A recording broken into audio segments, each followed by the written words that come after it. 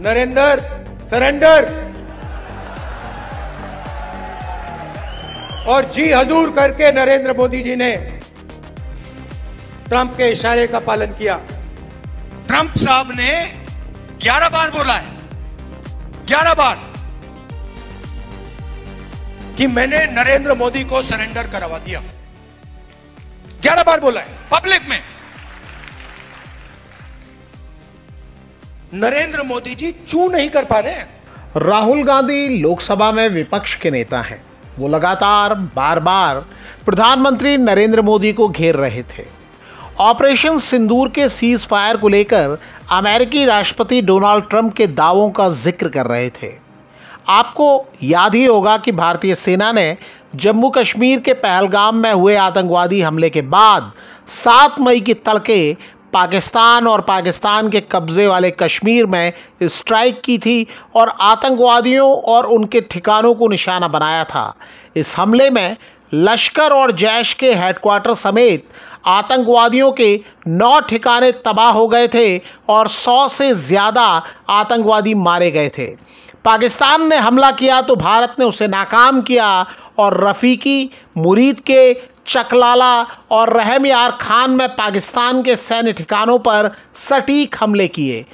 10 मई की शाम विदेश सचिव विक्रम मिस्री ने सीज फायर की जानकारी दी। इसके आधे घंटे पहले ट्रंप ने सोशल मीडिया पर जानकारी दी थी कि भारत और पाकिस्तान तुरंत सीज फायर को तैयार हो गए हैं। इसके बाद ट्रंप ने कई बार दावा किया कि उन्होंने सीज फायर कराया। भारत ने ट्रंप के दावे को लगातार खारिज किया, लेकिन विपक्ष खासकर कांग्रेस सवाल उठाती रही और सरकार को कटघरे में खड़ा करने की कोशिश करती रही। 10 मई को राहुल गांधी और 11 मई को कांग्रेस अध्यक्ष मल्लिकार्जुन खड़गे ने प्रधानमंत्री नरेंद्र मोदी को पत्र लिखा और संसद का विशेष सत्र बुलाने की मांग की।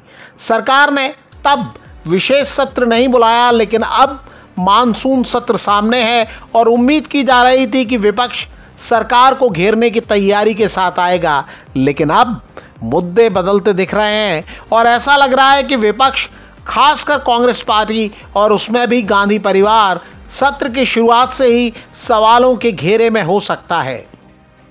एक ट्वीट किया है जिसमें वो खुलकर रॉबर्ट वाड्रा के समर्थन में आ गए। राहुल गांधी का कहना है कि my brother in law and his family have been hounded for the last 10 years। Robert Vadra की कंपनी में मात्र 1 लाख रुपए थे जब उन्होंने 58 करोड़ का लैंड डील किया और राहुल गांधी उसको जस्टिफाई कर रहे हैं। ये केंद्र में सत्ताधारी एनडीए की सबसे बड़ी पार्टी बीजेपी के प्रवक्ता हैं तुहिन सिन्हा।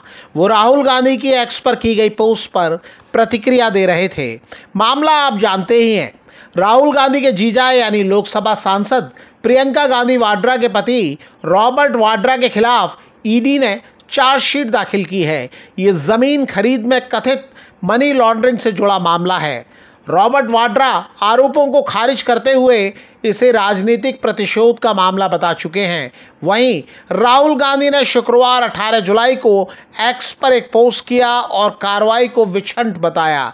राहुल गांधी ने लिखा कि ये सरकार बीते 10 साल से मेरे बहनोई को परेशान कर रही है। हालिया चार्जशीट उसी विछंट का हिस्सा है। राहुल गांधी ने कहा कि वो रॉबर्ट, प्रियंका और उनके बच्चों के साथ मजबूती से खड़े हैं। राहुल गांधी ने ईडी की कार्रवाई पर सवाल उठाए तो बीजेपी ने उनकी मंशा पर सवालिया निशान लगाया।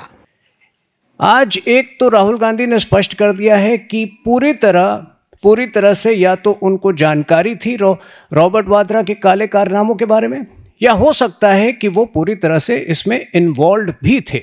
प्रियंका गांधी भी लोकसभा की सांसद हैं। उनके सदन में आने के बाद से राहुल गांधी को मजबूती मिलती दिखी है। वैसे भी मौजूदा लोकसभा में विपक्ष के सांसदों की संख्या 2014 और 2019 में गठित लोकसभा के मुकाबले ज़्यादा है और माना जा रहा था कि सीज फायर और दूसरे मुद्दों को लेकर विपक्ष सरकार पर हमलावर रहेगा, लेकिन अब अनुमान है कि सत्ताधारी बीजेपी के नेता इस मुद्दे को जोर शोर से उठा सकते हैं।